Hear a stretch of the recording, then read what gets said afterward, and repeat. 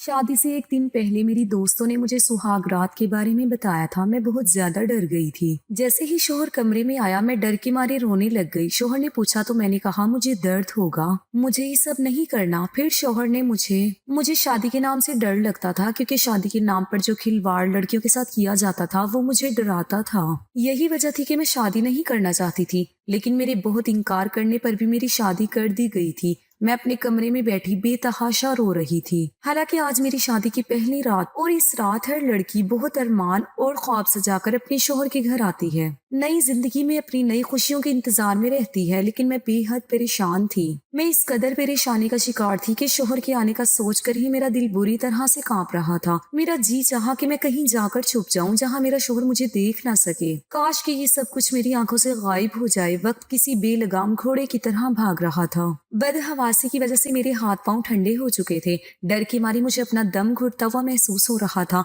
कि तभी कमरे का दरवाजा खुला और मेरा शोहर आर्यान कमरे में आया। उसे देखकर मेरी आंखों से टिप टिप आंसू बहने लगे। डर की मारी मैंने अपने दुपट्टे को अपने हाथों से दबोच लिया था। मैं किस तकलीफ से गुजर रही थी ये मैं ही जानती थी। जैसे जैसे मेरा शोहर मेरे करीब आ रहा था, मेरा पूरा जिस्म कांप रहा था। आर्यान मेरे पास आकर बैठ गया। कुछ देर तक मेरे हसीन चेहरे को बड़ी मोहब्बत से देखने लगा। मैं बेहद खूबसूरत थी और यही मेरे लिए सबसे बड़ा मसला बन चुका था। जैसे ही उसने अपना हाथ मेरे हाथ पर रखा तो मुझे इतना ठंडा पाकर कहने लगा, क्या बात है आलिया, तुम इतना ज्यादा नर्वस क्यों हो? अब मैं उसे क्या बताती कि मुझे शादी से डर लगता है। मैंने ना में सर हिला दिया। मैंने कहा कुछ नहीं। वो कहने लगा कि फिर तुम इस कदर घबराई हुई क्यों हो? मैंने आहिस्ता से कहा, मुझे इस रिश्ते से डर लगता है। मेरी बात सुनकर वो हंसने लगा और मेरा हाथ थामकर मुझे तसल्ली देने लगा। कहने लगा परेशान मत हो। मैंने कहा लेकिन मुझे बहुत डर लग रहा है। वो कहने लगा कि इसमें डरने की कोई बात नहीं है। मैंने कहा मुझे बहुत डर महसूस हो रहा है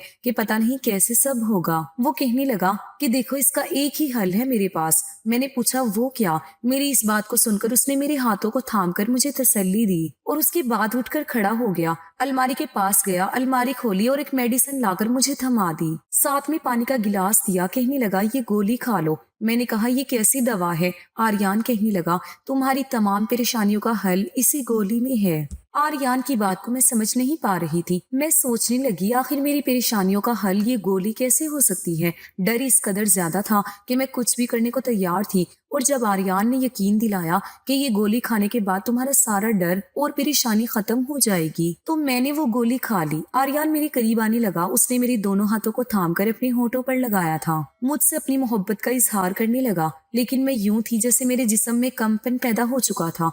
आहिस्ता आहिस्ता आर्यान ने मुझे अपनी बाहों के घेरे में भर लिया था और मैं डर के मारे अपना आप उससे छुड़वाने लगी थी। लेकिन फिर मैंने महसूस किया कि जैसे मेरी आंखों में सुकून उतरने लगा था। आहिस्ता आहिस्ता नींद की आगोश में जाने लगी हूँ। चाहकर भी मैं खुद को छुड़ा नहीं पा रही थी। कुछ ही पल लगे थे कि मैं गहरी नींद में जा चुकी थी। मेरी शादी से कुछ दिन पहले मेरी सहेलियां मुझे लेकर बैठ गई थी, जो कि पहले से शादीशुदा थी। मुझसे कहने लगी कुछ दिन बाद तुम्हारी भी शादी होने वाली है, इसलिए जरूरी है तुम हमसे इस रिश्ते के बारे में कुछ जानकारी ले लो। मैं शादी के रिश्ते से बिल्कुल अनजान थी, इसलिए जब मेरी दोस्तों ने मुझे इस रिश्ते के बारे में बताया तो मुझे इस रिश्ते से कुछ डर सा महसूस होने लगा था, क्योंकि उनके बताने का अंदाज ही कुछ ऐसा था। कहने लगी मियाँ अपनी बीवी पर शादी की पहली रात बिल्कुल भी तरस नहीं खाता, और तुम तो खैर मनाओ। तुम्हारा हसीन रूप देखकर तुम्हारा शोहर तो तुम्हारे साथ ना जाने क्या। ये कहकर वो चुप हो गई और मुस्कुराने लगी और मेरा दिल धक धक करने लगा। उनकी बातें मेरा दिमाग और मेरा होश दोनों उड़ा चुकी थी। शादी की रात का जो नक्शा मेरी सहेलियों ने मुझे बताया था, मुझे उस रात से डर लगने लगा था। जैसे जैसे मेरी शादी के दिन करीब हो रहे थे, मेरा दिल चाहता था कि मैं कहीं छुप जाऊं। इसलिए शादी की रात में अपने शोहर के आने पर बेहद डरी और घबराई हुई थी। पता नहीं वो मेरे साथ क्या करेगा। लेकिन आर्यान ने मेरी बात को सुनकर उसे समझने की कोशिश की थी। उसने शायद मुझे नींद की गोली खिलाई थी, जिसे खाते ही मैं कुछ ही देर में सो चुकी थी। मुझे अपनी शादी की रात बिल्कुल भी याद न थी। हाँ, इतना एहसास था कि मेरा शोहर मुझसे अपना हक वसूल कर चुका था, लेकिन सच तो शायद इतना भयानक था कि मेरी सोच भी उस तक नहीं पहुंच सकती थी। اور اس سچ سے میں ابھی تک انجان تھی جو بعد میں مجھ پر کھلنے والا تھا کہ شادی کی پہلی رات میرے ساتھ کیا ہوا تھا۔ خیر جب میں صبح اٹھی تو میرا پورا جسم درد سے چور تھا۔ میں نے کروٹ بدلی تو میری کمر میں درد کی لہر سے اٹھنے لگی تھی اور میں درد سے کرا اٹھی تھی۔ میرے ساتھ لیٹا میرا شوہر فوراً سے اٹھ بیٹھا، کہنے لگا کیا ہوا عالیہ؟ میں نے کہا پتا نہیں، میرا پورا جسم بہت بھاری ہو رہا ہے اور جسم میں درد بھی ہے۔ یاد کرنے کے باوجود مجھے یہ رات بالکل بھی یاد نہیں آ رہی۔ سمجھ نہیں آ رہا کہ میں اپنے چکراتے سر کو پکڑوں یا پھر اپنی دکھتی کمر کو۔ میں نے بیڈ پر نظر دوڑائی تو میرے ہاتھ میں پہنی کانچ کی چوڑیاں ٹوٹ کر بیڈ پر بکھری پڑی تھی۔ میں نے مشکل سے اپنا تکیا بیڈ کے ساتھ لگایا اور ہاتھوں کو بیڈ پر رکھ کر مشکل سے اٹھ کر بیڈ پر بیٹھی تھی۔ میرے بال کھلے ہوئے تھے اور میری بکھری حالت مجھے اس بات کا احساس دلا رہی تھی کہ میرے شوہر نے رات کو میرے ساتھ پیار محبت والا رویہ بالکل نہیں رکھا تھا۔ میں چاہ کر بھی اپنے درد کو برداشت نہیں کر پا رہی تھی اور اسی لیے درد کی تیزی کی وجہ سے میری آنکھوں سے آنسو بہنے لگے۔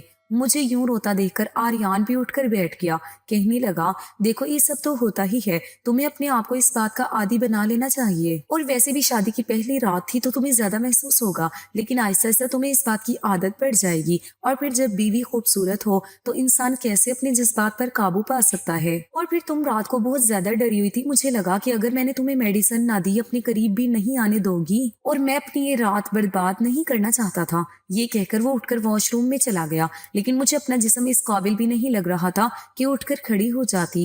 آریان گھر پر اکیلا رہتا تھا، اس کے ماں باپ زندہ نہیں تھے۔ پہلے تو میرے ماں باپ اس رشتے پر راضی نہیں تھے، کہنے لگے اکیلا لڑکا ہے، ہمیں تو ایسے رشتے سمجھ نہیں آتے۔ لیکن پھر میری ماں کہنے لگی کہ لڑکا اچھا خاصا کماتا ہے، اپنا گھر ہے، اب اگر اس کے ماں باپ زندہ نہیں ہیں تو اس میں اس کا کیا قصور ہے؟ آپ نے اچھی طرح چھان بین تو کرائی ہے، اس رشتے میں کسی نے کوئی بھی برائی یا کمی نہیں نکالی ہے۔ اچھا ہے میری بیٹی پر سسرال کا بوجھ نہیں ہوگا۔ میں نہیں جانتی تھی کہ شادی کی رات ہی میری ایسی حالت ہو جائے گی کہ میں کھڑی بھی نہیں ہو پاؤں گی۔ آریان جب نہا کر باہر آیا تو مجھ سے کہنے لگا دیکھو میرے گھر میں تمہاری خدمت کرنے کے لیے فی الحال کوئی نہیں ہے، اس لیے یہ گھر تم کو ہی سنبھالنا ہے۔ مجھے اس کی اس بات پر اعتراض نہ تھا، لیکن مجھے اپنا آپ اس وقت اس قابل نہیں لگ رہا تھا کہ میں اس کا ناشتہ بنا سکتی۔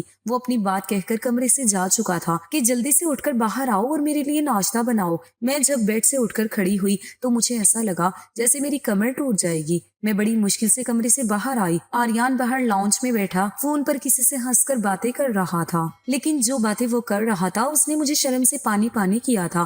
وہ گزری ہوئی رات کے پل نہ جانے کس کے ساتھ شیئر کر رہا تھا، وہ بھی بڑے ہی بے شرم انداز میں۔ مجھے آریان کا اس طرح اپنی پرسنل باتیں کسی سے شیئر کرنا اچھا نہیں لگا تھا، لیکن میں پہلی رات کی دلہن تھی، اس طرح میں ابھی آریان سے کچھ بھی کہہ نہیں سکتی تھی۔ میں نے سوچا میں آریان کو بعد میں کہوں گی کہ اس طرح کی باتیں باہر نہ کریں۔ میں فوراً سے نظریں جھکائے کچن میں چلی گئی تھی۔ مشکل سے ہی میں نے اپنا اور آریان کا ناشتہ بنایا تھا۔ ناشتے کے بیچ میں نے جھجکتے ہوئے آریان سے یہ بات کہی تھی۔ میں نے کہا کہ آریان میری کمر میں بہت درد ہے، اس لیے شاید آج رات میں آپ کو نہ دے سکوں، اور پلیز آپ بھی مجھے ڈسٹرب مت کرنا۔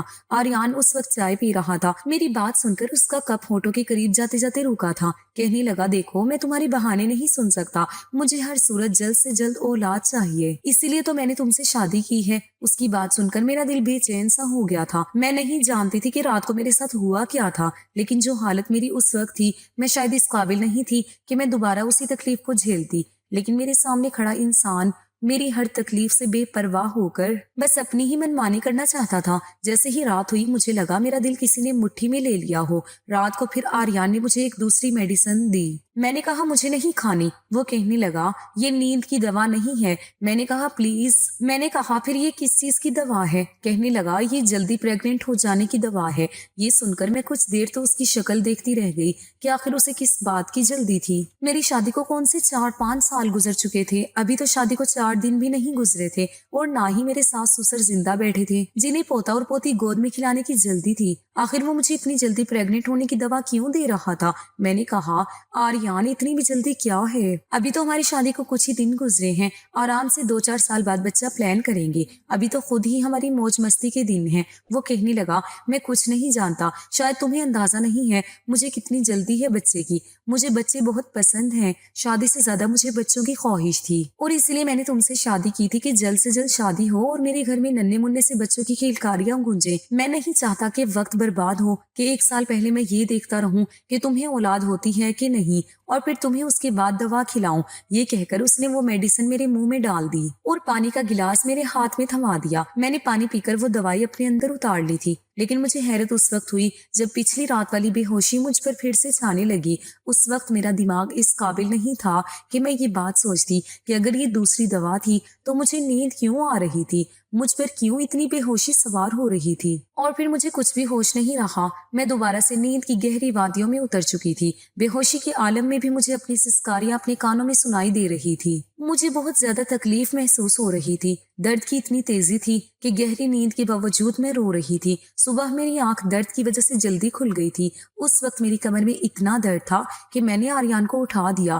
میں نے کہا، میری کمر میں بہت درد ہے، مجھ سے سہا نہیں جا رہا، خدا کے لیے مجھے ڈاکٹر کے پاس لے کر چلو۔ لیکن وہ جھجھلاہٹ سے کہنے لگا، ابھی تو دن بھی نہیں چڑھا، تم کیوں میری نیند کا ستیہ ناش کر رہی ہو؟ پین کلر دے دیتا ہوں، تم وہ کھا لو۔ اس نے مجھے ایک اور دوا دی جسے کھا کر میرے درد میں بس تھوڑا سا فرق ہوا تھا اور میں دوبارہ سو گئی تھی۔ لیکن جیسے ہی صبح اٹھی درد پھر سے اٹھنے لگا تھا۔ اب تو یہ روز کی روٹین بن گئی تھی۔ لگاتار 8-10 دن سے میں ایسی ہی تکلیف سے گزر رہی تھی، لیکن آریان کو جیسے میری کسی تکلیف کا کوئی احساس ہی نہیں تھا۔ ایک دن وہ آفس سے واپس لوٹا تو میں نے کہا، مجھے ماں کے گھر چھوڑ دو، مجھے آریان سے دور رہنے کا بس ایک یہی بہانہ ملا تھا۔ وہ کہنے لگا، سوال ہی پیدا نہیں ہوتا، جب تک کہ میری اولاد نہیں ہو جاتی میں تمہیں کہیں بھی نہیں بھیجوں گا۔ مجھے سمجھ نہیں آتی تھی آخر اسے بچوں کی اتنی جلدی کیوں تھی۔ ہر چیز اپنے وقت پر ہوتی ہے، بچے کا ہونا یا نہیں ہونا میرے بس میں تو نہیں تھا۔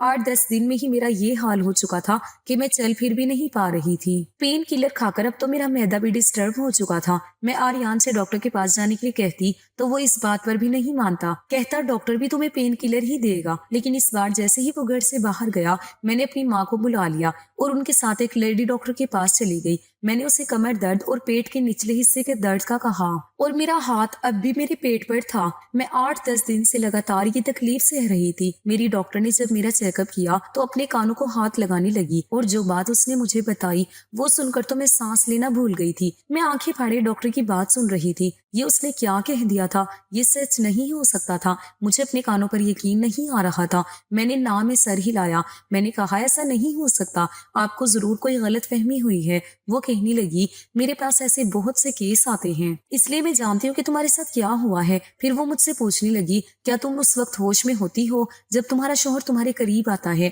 میں نے ناں میں سر ہلا دیا کیونکہ آریان تو روز مجھے جلدی پریگننٹ ہو جانے کی دوائی دیتا تھا اور جس کو کھاتے ہی میں گہری نیند میں چلی جاتی تھی۔ لیکن جو بات لیڈی ڈاکٹر نے مجھ سے کہی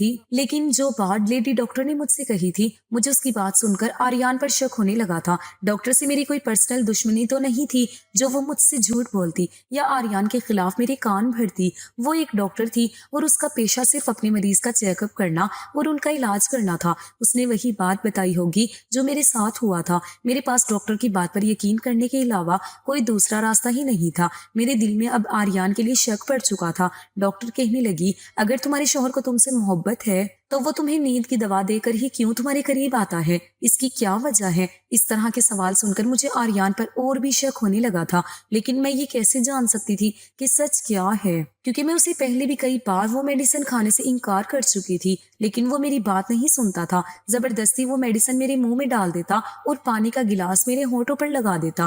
ڈاکٹر کہنے لگی، اچھا ایسا کرو، مجھے تم اس میڈیسن کا نام بتاؤ۔ تو میں نے سوچا مجھے تو اس میڈیسن کے بارے میں کچھ پتا ہی نہیں ہے۔ آج تک آریان نے مجھے وہ میڈیسن دکھائی نہیں تھی۔ وہ تو اپنی الماری میں سے وہ دوا نکال کر مجھے دیتا تھا، لیکن جب میں نے یہ بات لیڈی ڈاکٹر کو بتائی تو وہ ہنسنے لگی، کہنے لگی، ایسی کون سی دوائی ہے جو تمہارا شوہر اتنا چھپا کر رکھتا ہے اور روزانہ تمہیں انکار کرنے پر بھی تمہیں کھلاتا ہے؟ تم اپنے شوہر کی حرکتوں پر نظر رکھو، ایسے تمہیں سمجھ آ جائے گا۔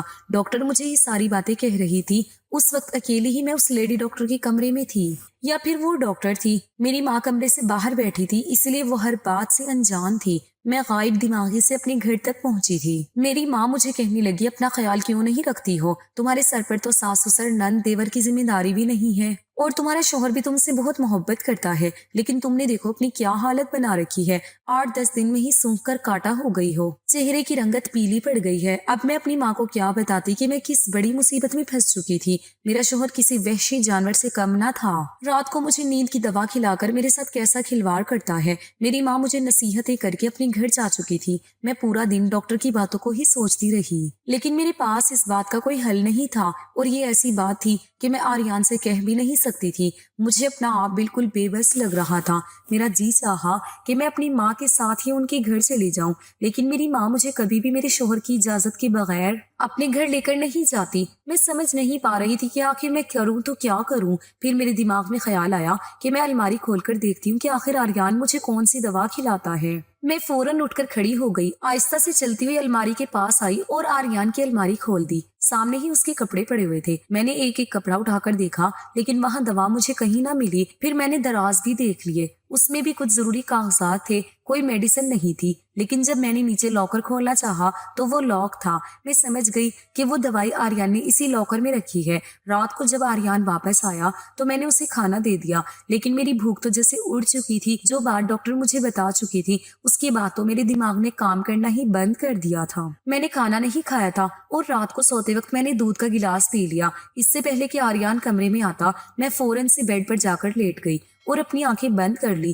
تاکہ آریان کو لگے کہ میں سو چکی ہوں۔ ہو سکتا ہے وہ مجھے سویا دیکھ کر مجھے میڈیسن نہ کھلائیں اور مجھ پر یوں بے ہوشی طاری ہو۔ میں جاننا چاہتی تھی کہ آریان رات کو میرے ساتھ کرتا کیا ہے۔ کچھ دیر بعد ہی آریان کمرے میں آیا، مجھے بیڈ پر سوتا دیکھ کر میرے قریب آیا اور بازو سے مجھے ہلا کر اٹھانے لگا، کہنے لگا اٹھ کر بیٹھو۔ میں نے اپنی آنکھیں کھولی تو آریان ماتھے پر بیل چڑھاتے ہوئے مجھے دیکھ رہا تھا۔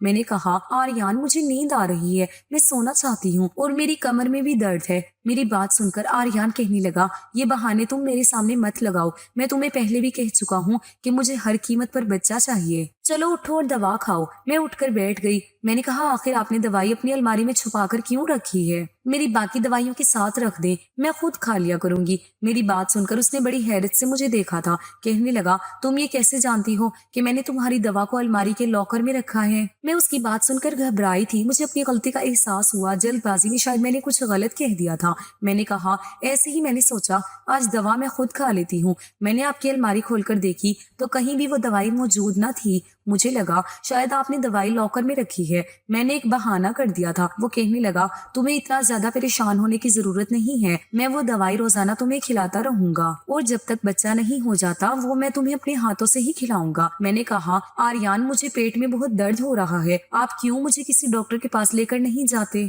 اور بچہ پیدا کرنے کے لیے ایک پورا علاج ہوتا ہے اور وہ کوئی لیڈی ڈاکٹر ہی مجھے بتا سکتی ہیں، ایسے یوں خود سے دوا کھانا ٹھیک نہیں ہوتا۔ میں نے سوچا تھا شاید میری اس بات پر آریان مجھے وہ دوائی نہیں دے گا، لیکن وہ کہنے لگا میں جانتا ہوں کہ وہ دوائی عورت کو پریگننٹ کر دیتی ہے، تمہیں کسی بھی ڈاکٹر سے کوئی علاج کروانے کی ضرورت نہیں، تم بس میری بات مانو وہی تمہارے لیے کافی ہے۔ میں نے کہا آج میں کوئی بھی دوائی نہیں کھاؤں گی۔ میرا یہ کہنا تھا کہ آریان کا پارا ہائی ہو گیا تھا، اس نے مجھے زبردستی وہ دوائی کھلائی تھی اور دوائی کھانے کے بعد میری پھر سے وہی حالت ہونے لگی تھی اور صبح میں اپنی بے بسی پر پھوٹ پھوٹ کر رو رہی تھی کہ اگر یہی رہا تو میں تو بہت جلد ہی مر جاؤں گی، اور اسی لیے میں نے اپنا دماغ چلانا شروع کر دیا۔ رات کے وقت میں نے اپنے موبائل کا کیمرہ آن کر دیا اور ایسی جگہ پر رکھا کہ جہاں میرا بیڈ آسانی سے نظر آ سکے۔ رات کو آریان نے پھر سے مجھے دوائی کھلائی تھی اور میری وہی حالت ہونے لگی تھی۔ صبح جب میں اٹھی تو آریان کے آفس جانے کا انتظار کرنے لگی۔ جیسے ہی وہ گھر سے باہر نکلا میں نے جلدی سے موبائل اٹھایا، اس پر لگی ویڈیو دیکھنے لگی اور جسے دیکھ کر میرے ہوش و حواس اڑ کر رہ گئے تھے۔ میں نے پوری ویڈیو بھی نہیں دیکھی تھی